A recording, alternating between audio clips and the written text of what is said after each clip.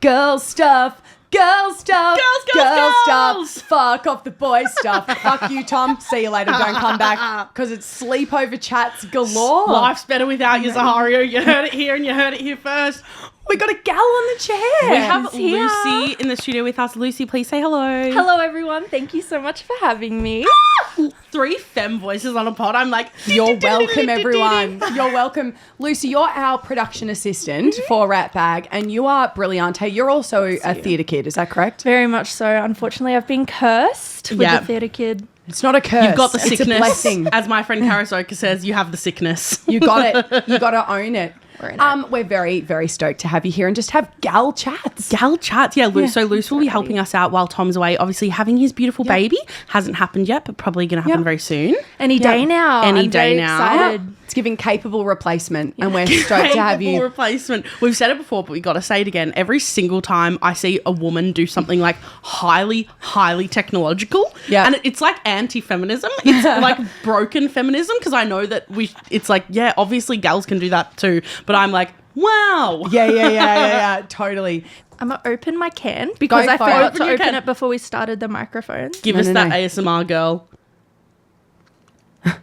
Hey. Bang. We should absolutely be sponsored by Mount Franklin, like lightly sparkling. It's all we do. Drink. All we know how to do is sit in this room, crack open a cold one, and chat sleepovers, as far as I'm concerned. I was sitting next to you yesterday in the movies, Mel, which we can get into later, and Mel just leans over and she goes, I had a beer today at the tennis.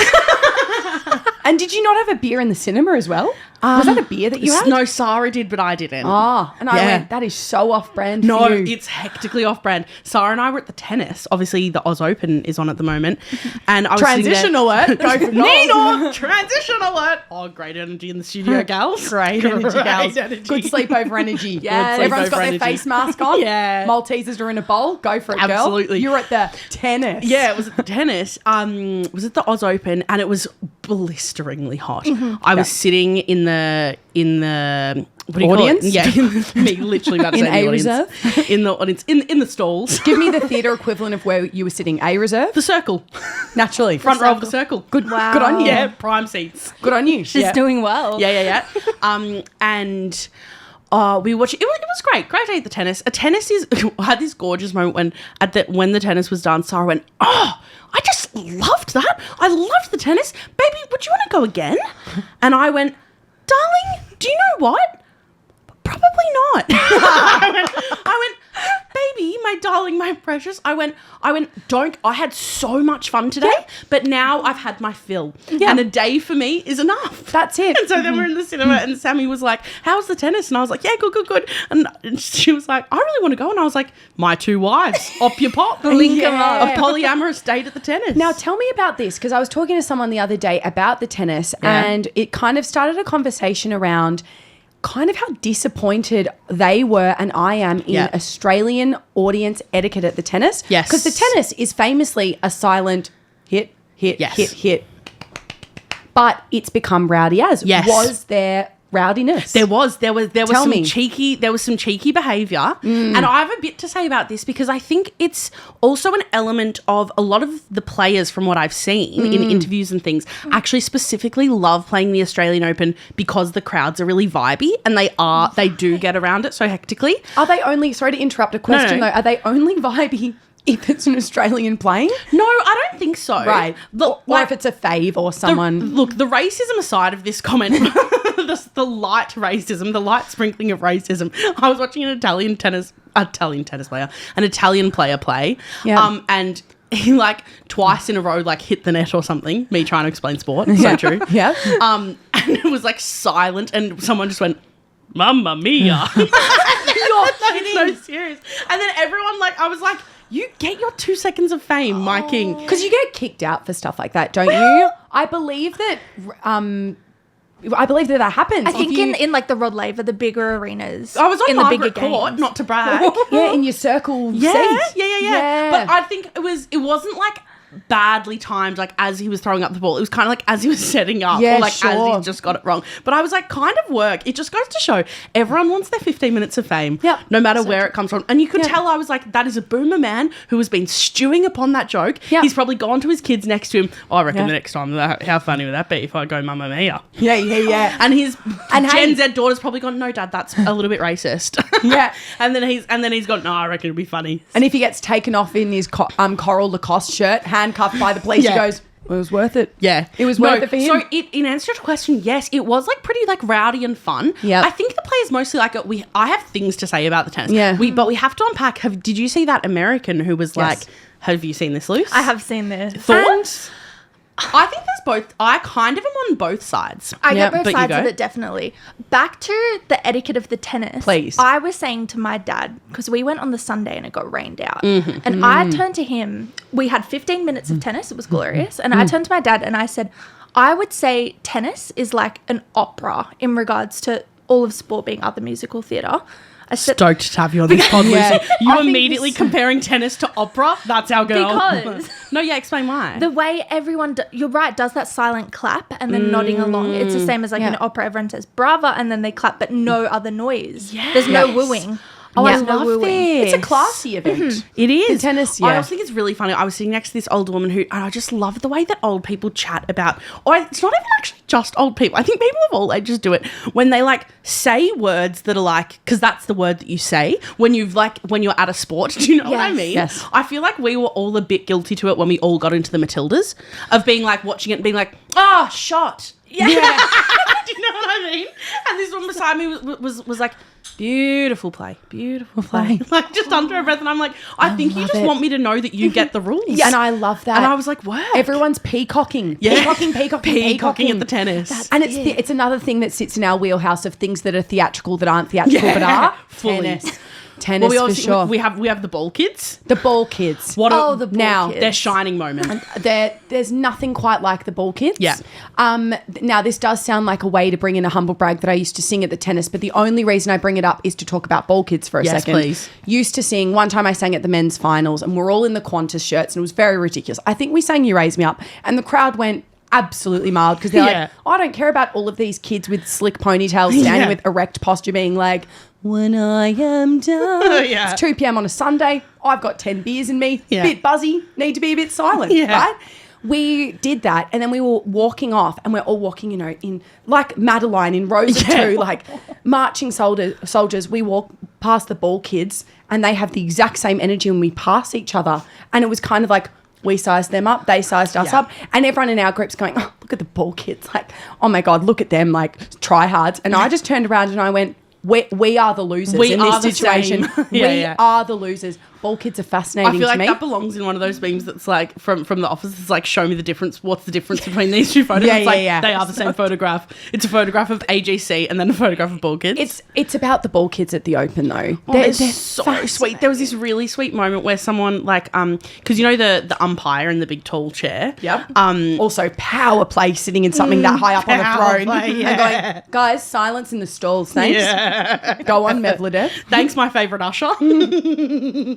No, it was so cute. I love because I imagine the ball kids would be very, very nervous, right? Yeah. It's opening night energy. It's Yep. adrenaline through the roof. Yep. Anyway, so they're all focusing so hard and they all move with such like what's the word, like Quick reflexes. Yeah, quick reflexes. They're very like sharp. Yep. And then they're like waiting, and the umpire goes at one point, like, please hold, which like you don't hear much. And they're Yeah. like, please hold, like, please wait. And I see this ball kid like looking around, being like, oh God, what's going on? What's going on? What's going on? What's going on? And then the umpire's like, to the player. And he hadn't given one of the players the balls yet. And he was so embarrassed. And he's like, oh, and I could see, even though I was rows back, I was like the trembling hand Yeah. and him going, sorry. Yeah. And like bouncing it to the player. I was like, whack. Oh, because the ball kids are like those theatre kids in theatre camp that are really talented, really young. Yes. And then they've got that energy of being Yes. like, I'm in the musical, but I'm not in The year 12, I'm in year sparkly- 7. Fuck. 100%. I've made it.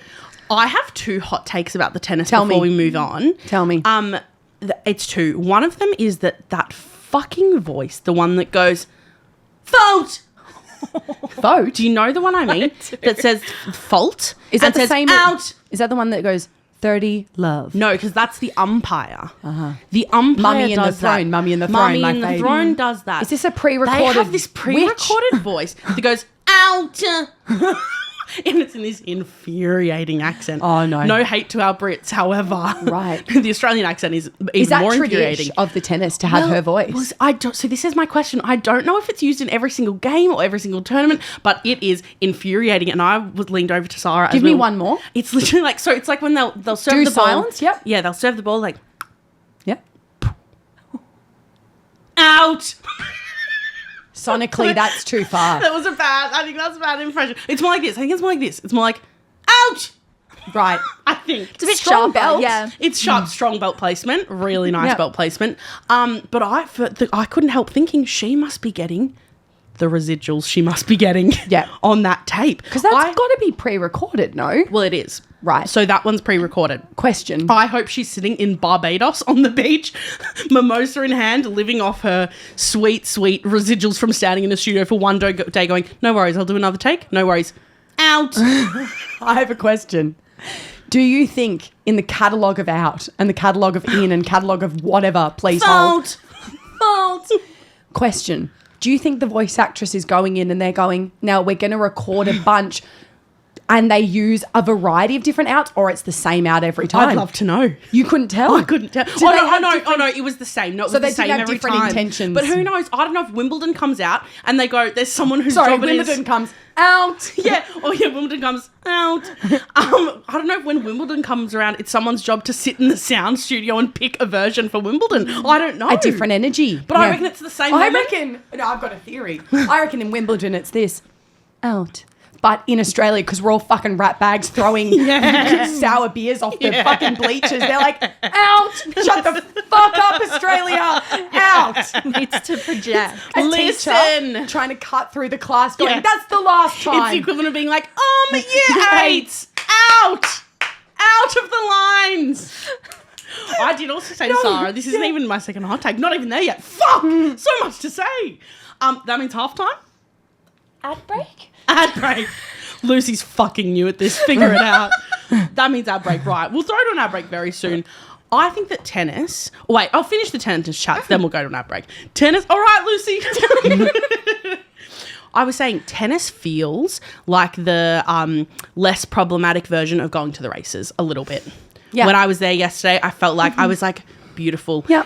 In a very like, I'm using this as a choice of the way, like the girls and the boys go to meet at the tennis and what fit are you going to wear and how are you going to have your hair? It was very like, okay, Yeah. like I think we're flirting at the tennis. Yeah, it's got a bit of fashion show energy to it. Very much so. It's all the influencers going in their fits and posting, and the wags doing get ready with me's on TikTok. And it's all of the what's it called? Not tents, marquees. All the marquees by different brands this and is things. what we've said before. VIP There's nothing marquees. better than an event where you just get to dress up And you go feel a bit out special. with your friends. I have a rule: if we're saying out till the end of this ep, we Yeah. do have to deliver it with that Perfect. delivery. My final Yeah. take on the tennis, then we will throw to an ad. Tell me. I realised as I was sitting watching, it was great. I watched a men's singles game, a women's singles game, and a men's doubles game. And I realised watching the women, I had this like light bulb moment where I went, oh my God, maturing to me is realising that the way people spoke about female tennis to me growing up is pure misogyny.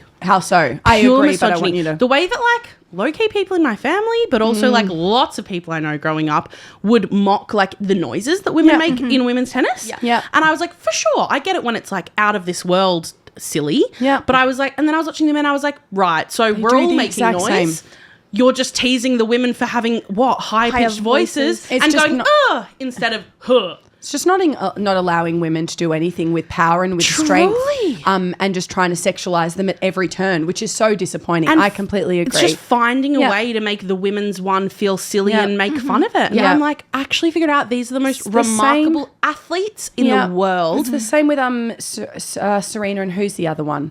Venus and Serena, the constant, how they just want to pit them up against each other constantly. It's like, how about we can just have two world-class athletes, which they are. Yeah. I 100% agree with you. Well, I'm glad you enjoyed the Australian riff-raff tennis. Yeah. I You go. I wonder if it'll get to a point where they go, Australia, love the vibes, love the energy, but they have to come and almost bring someone in for crowd control and go, here's how to behave at the tennis. Yeah. You put the clappy hand away. You put the siren away. Why do you have 10 Aperol spritzers in your bum bag? Yeah. No, because it's crazy. I did think the booing was a bit much, just like real quick, the TikTok that everyone's seen of like the booing of it all, and then her being like, well, thanks so much. I'm going to use my money. Yeah. Thanks for my fat check, Australia. I was like, I get the side. I was like, I don't think we need to be booing someone who's just simply not Australian. And I was like, kind of work of being like, thanks for all being here. I'm going to get my money. I agree. It has more bite to it. Because booing is a thing within all sports, I'm assuming, especially you go to the soccer, you go to the football, boo, boo, boo. However, it's booing a team where they've got mates they can rely on. They're like, But to be booing an individual player in a court that feels extremely intimate. Yeah. And you can cut the silence with a knife. So booing just feels really hectic. personal. Yeah, it was pretty disappointing. Yeah, and there were comments of Aussies going, this is un-Australian, guys. Yeah. We should have done better. In A reserve or wherever that you're sitting. I love that. I mean, well, it's also like, I also think coming back to the women being slandered a lot of the time, I thought like, what's his name? The bad boy of tennis. Is it Djokovic? Nick Kyrgios. Yeah. I feel if he did something like that, it would be very different reaction. 100%. Like, he's a showboater teasing up the crowd. Oh, he's so silly. Yeah. Look at him go. Yeah, and a guy from my school is his full-time barber. There you go. He just travels on the road. Good to know people in high places. Good to know people. Get him on the pod. Yeah, absolutely. Yeah. All right, we are going to throw to a quick ad break, and we'll see you right after that. Guys. Oh, no. I just said guys at the exact same Because time. we don't even know what we're both about to bring up. You're about to say the exact same thing as me. I was going to say we have to talk about TikTok ban. Yeah. The TikTok ban of it all that lasted 2 seconds. It lasted 2 seconds, but I'll tell you what, the 23 hours or however so it was, there was a massive shift. It was weird. It felt really, really dramatic.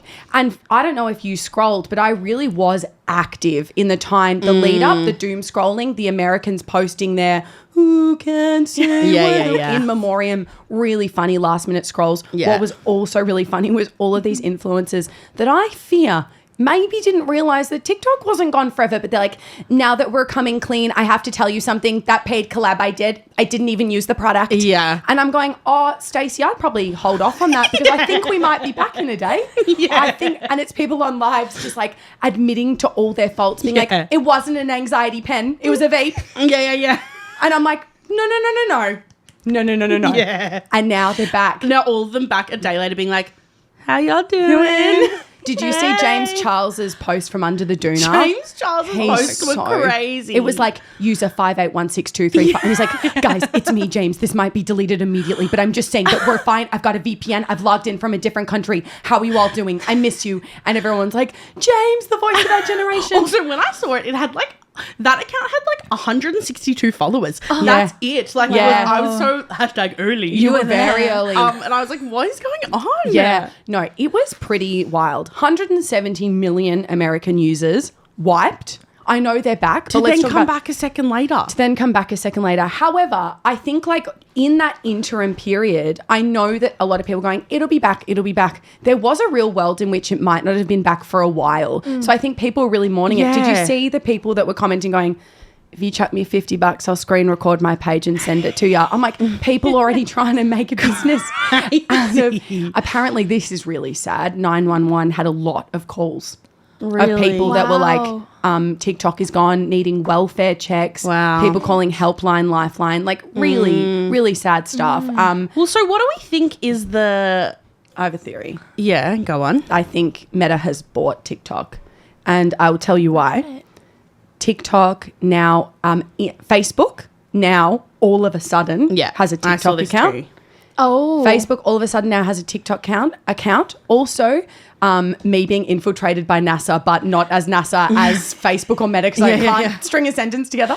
Old listeners of the pod will know that. Also, Instagram has now rebranded and everything has been stretched out to be vertical. Yeah. And there is a gaping hole next to, we've got like username, following, post, and then there's a gap, and I think TikTok is going to be linked there on our Instagram. There's a gap for a new space. That's how it's all shifted over to the left. Is that what you mean? I have a theory that that's what it's for. Interesting. Yeah, what do you think? Well, I saw all the stuff about people saying that there's that huge TikTok of the CEO of TikTok talking about what's gone down, and people being like, it doesn't say CEO of TikTok anymore. It doesn't say CEO of TikTok. That's been debunked. It did never say that he was the CEO of TikTok in his bio. However, I think all the Trump stuff is really sus. I agree. 100%. And the message on the app being like, thanks to Trump for bringing us through. I'm like, I don't know. This is giving like... It's propaganda. Yeah. To make him seem popular, I think. And I think he earnestly backs TikTok. I don't think that any of that is. I think he actually earnestly... Because it makes him money. Yeah. It makes him money. And,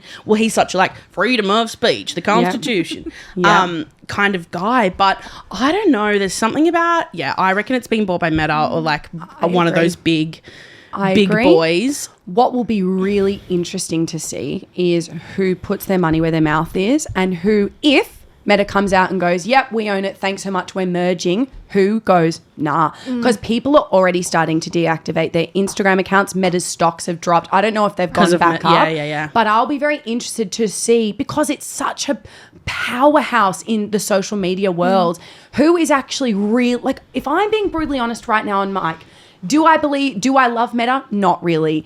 Am I probably going to keep using TikTok? Right now on mic, I'd say yes. However, every like moral part of me wants to go, fuck you, but it's my job. It's like, are we moving to Red Note? Are we moving to Lemonade? Are we moving to Neptune? I don't know. Yeah. What do you reckon you both will do? If Meta goes, yep, we own it, like, I know our work is on there. Yeah, Imagining it's I don't not, know. remove work for a second. If you were just a social user of the apps, what do you reckon you'd do? I don't think I have a strong enough grasp of the ramifications of it being owned by Meta compared to how it's owned now.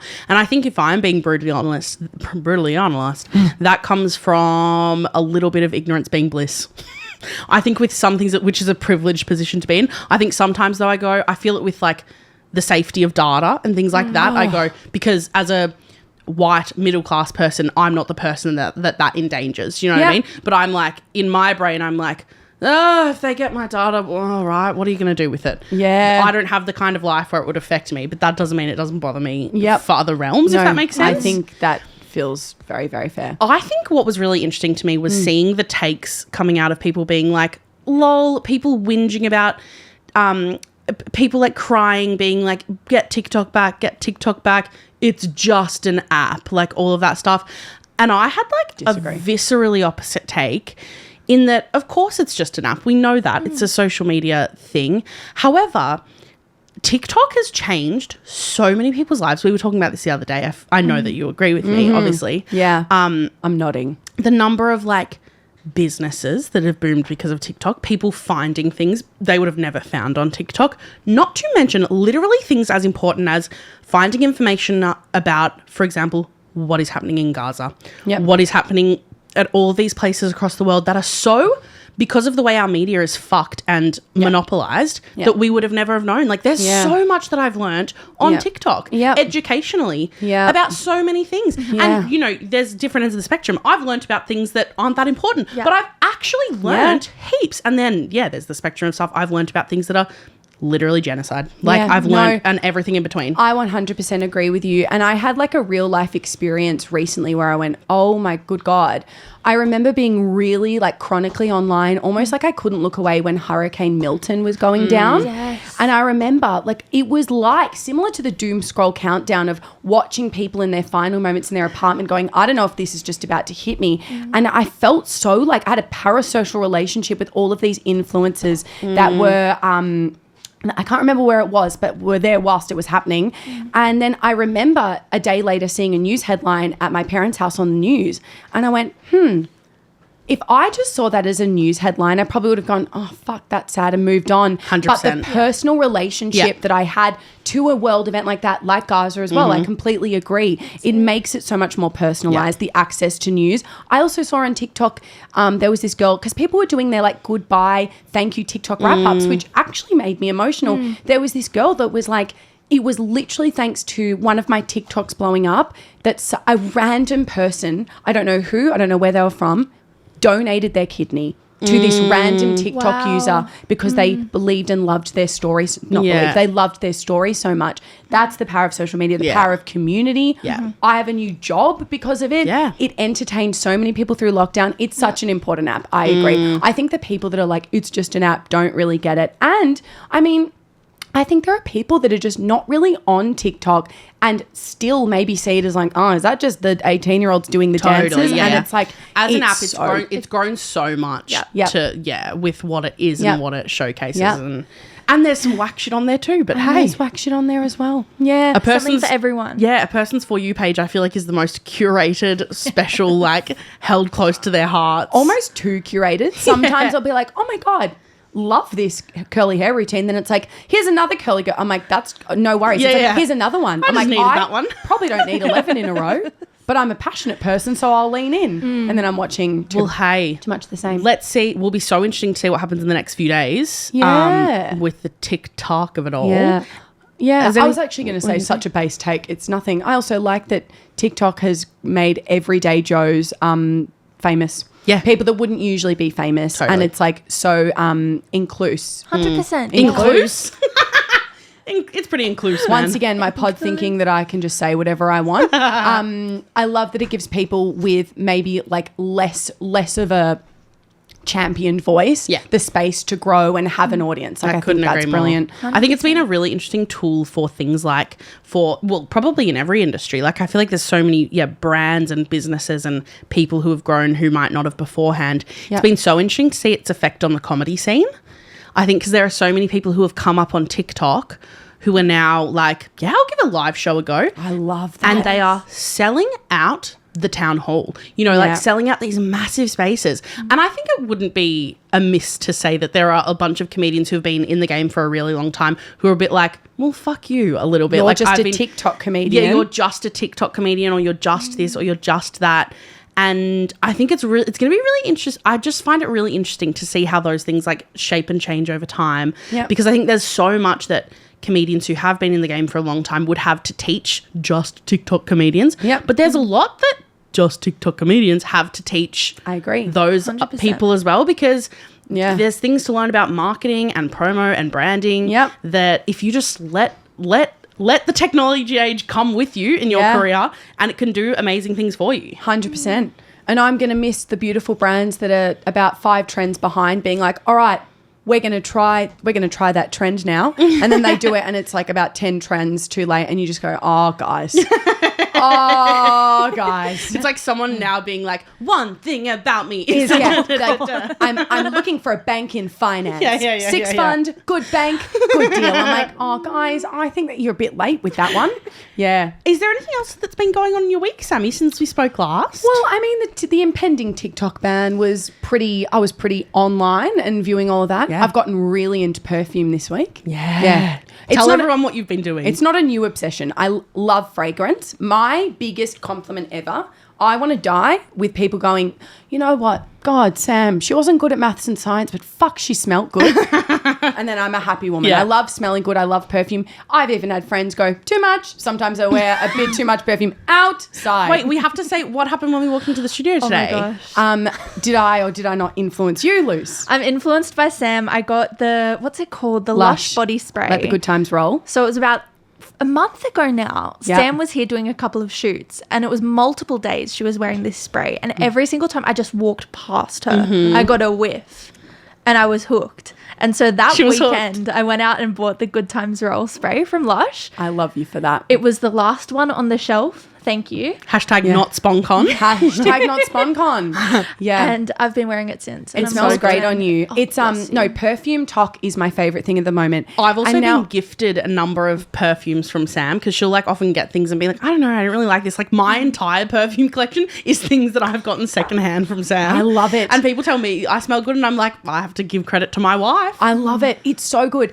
And I've gotten now into researching different perfumes and looking at all of their notes and being like, that's really interesting that one's amber, and then you've got tonka bean and some bergamot in there, but that's usually a top layer, and then when it settles it's the longevity of this fragrance around 8 hours. And I've started writing a spreadsheet about all the fragrances that I have. Impending diagnosis. It's giving We're waiting obsession. with balloons and Impending crackers. diagnosis. I'm deathly obsessed at the moment. So I have 2 questions. Tell me. First of all, I had a friend that used to buy all her perfume online.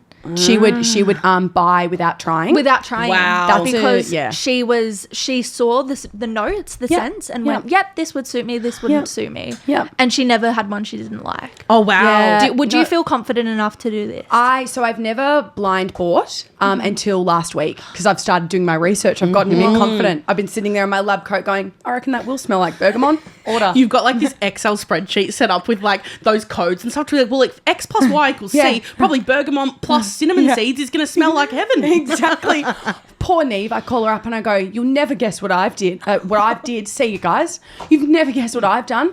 I've purchased you really similar to the Labo Tonka 25, but it's a dupe house. It's actually got better longevity, I can see online. I reckon it'd be great because you wanted something that's a little bit woody and a bit masculine. It's got a soapy Then I did this. It's got a bit of a soapy finish to it. Why? Because I walked down to the Labo just to make sure, sprayed it on my wrist, came back, sent another voice note going, update, I've just smelt Tonka 25. I reckon it's going to be quite similar. It has a soapy level on my skin, but your pH, it might sit differently because you know how I got that dupe? Yeah, of Club Genuit Untold. Yeah, well, then I reckon they might sit a bit differently on your skin. And it's Neve going, oh my God, girl, yeah, all right, thanks so much. And I'm I'm like, just being the biggest yes and girl going, sounds awesome, baby. I've gotten super into fragrance. I wonder if you would have worked in fragrance if you didn't work. I would have in this. like you would have been a florist. Yeah. And I would have worked in fragrance. Florist and fragrance, the I duo. love fragrance. And I love, it's such a personal thing, kind of like music, like pods, like everything.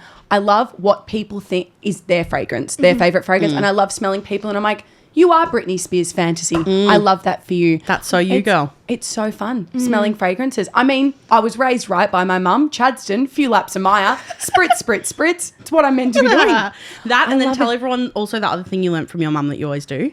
The other thing that What's your rule that your mum taught you?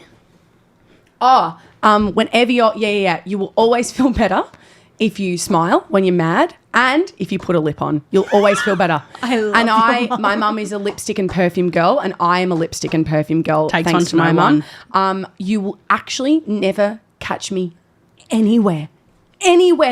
Even when I'm putting the bins out, I'll be out there with a raisin lip With a gloss on. I also have grey lips naturally. You know how some people have a pigmented Yeah, we were lip? talking about this. Mine are grey. Yeah, right. Yeah. I've got a lip on They're right not now. actually. She's being a bit dramatic. No, but they're pretty grey. they're pretty grayscale. Maybe one day I'll go grayscale and I'll take a photo to prove it. And we can put it on the Insta story. Perfect. Are your lips pigmented? I love girl chats. We couldn't do love this with girl Tom. chats. Or maybe we could. Miss you, We also Tom. did this with Tom. Pigmented? Yeah, I don't have anything on. I don't really wear makeup though. We That's want- the we one want- aspect I feel a bit left out in. No. Maybe one day we should do like a makeup thing on pod. Makeover. I would love We that. should do a pod. Wait, that would be so fun. Or like a live stream of us doing like a full glam on you if you would feel comfortable and wanted to. I'd love to. Oh, wait, I love that's that. a live stream. That would I be love so that. fun. I love that. If you like the sound of that idea, let us know in the comments. Yeah, and then I can sit there in the corner with cards going, and this sent another 13 by Lalabo. That's got cases of Marrakesh Blossom. Fucking We'll pop it on the water vision lilies. board. Yeah. But we were unpacking Lucy's cheekbones before. Beautiful. Lucy's got the most cheekbones. unbelievable So do you. cheekbones. Takes one to know one. Thank you, babe. Beautiful cheeks. I got them from my mama. You actually do. Yeah. You did. My mum yeah. had the most amazing cheekbones. Beautiful cheeks. I know we have to wrap, but literally the only other thing that I want to say is I've been doing a bit of babysitting this week. Yep. And fuck, science work slaps. It hits better You don't than know what night it I owls. don't know what Science Works is. You're an NSW baby. Agenergy. Meta's taken me over. Infiltrated by Infiltrated Meta. by Meta. Have you been to Questacon? I've been to the one in Canberra and like there's that earthquake room. Yeah. there. Yeah. Yes. It's, I would say, even more elite than Questacon. I would agree. Whoa. Science Works is unbelievable. It's like a science museum catered towards kids, I would say so, in... Where is it? Or those with busy hands and ADHD. No, literally. Like Footscray Way, kind of West Melbourne. They have a planetarium. Now, if you're not familiar with the planetarium, God, I felt like a kid at Christmas. I was like, wow. nothing like it. I was taking the kids, but I was the one with my eyes glued to the screen being like, isn't that amazing? That's how the 4 seasons work, kids. You like lie back in these seats. They fully go back. And imagine like a dome. It's a dome shaped, but the whole thing is cinema screen.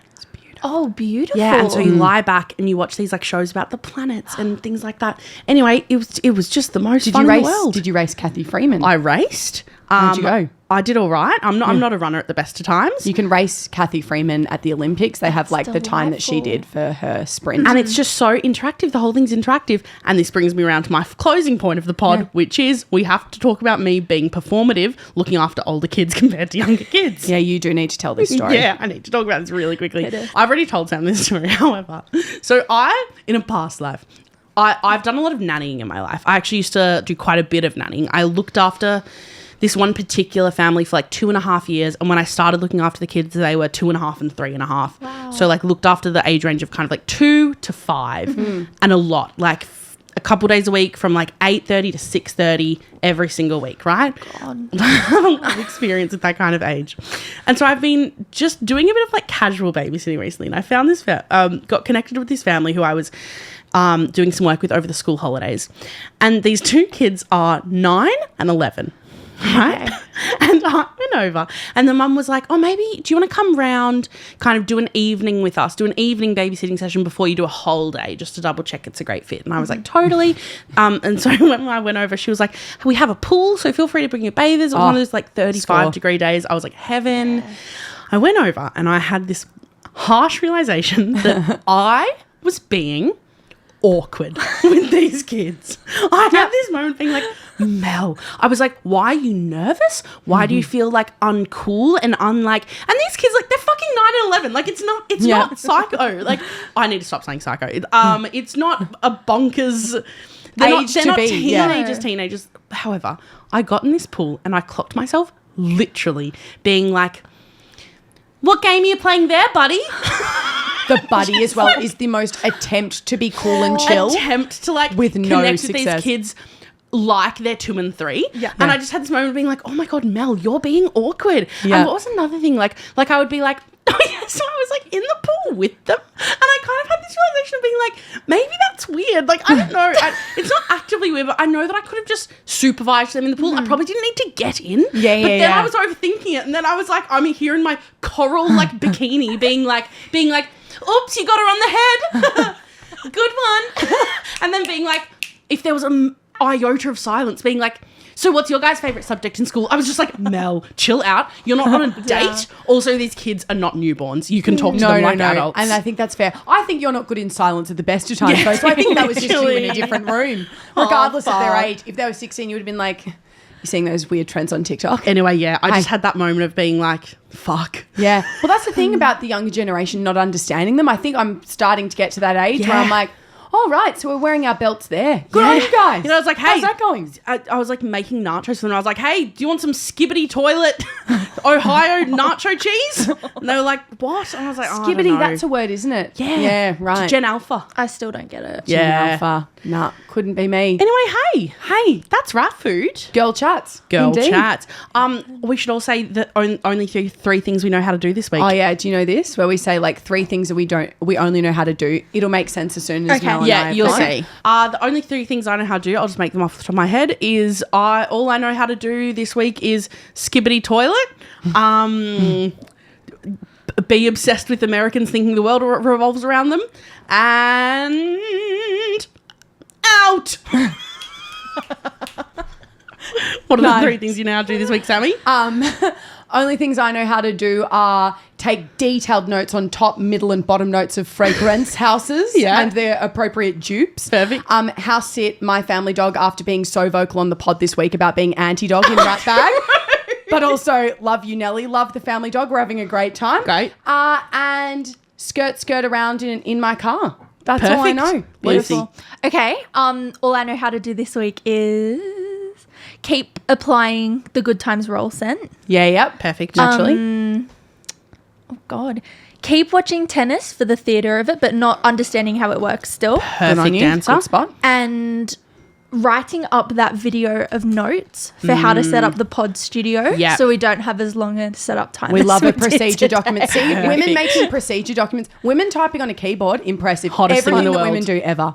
Brilliant. Guys, thanks for joining us for Rat Food. Let us know if you want us to do a live making Lucy into a glamorama. Absolutely. And if you've discovered this pod for the first time ever, we love you so much. We've got an album out. You can go listen to those songs. We're also on YouTube if you were just listening. Come see our beautiful faces. Mel got bangs and she's been sitting in them for a few weeks and God, they look brilliant. Thanks, babe. We're also touring. We're doing live shows in Melbourne, Perth and Adelaide in the next coming months. We'll pop the link. The link will be in our Instagram bio and we'll pop it in the episode of the description as well. Yep. And if you don't like this episode, you are out. And we'll see you on Insta Talk next week if that's what it becomes. I don't fucking know anymore. Anyway, bye. See you. See ya. Mel and Sam would like to acknowledge that this podcast was created and recorded on stolen land. The original custodians of this land have had a rich history of storytelling for over 65,000 years, and we pay our respects to the Wurundjeri people of the Kulin Nation, whose land we are making Ratbag on. Treaties were never signed, sovereignty was never ceded, always was and always will be Aboriginal land.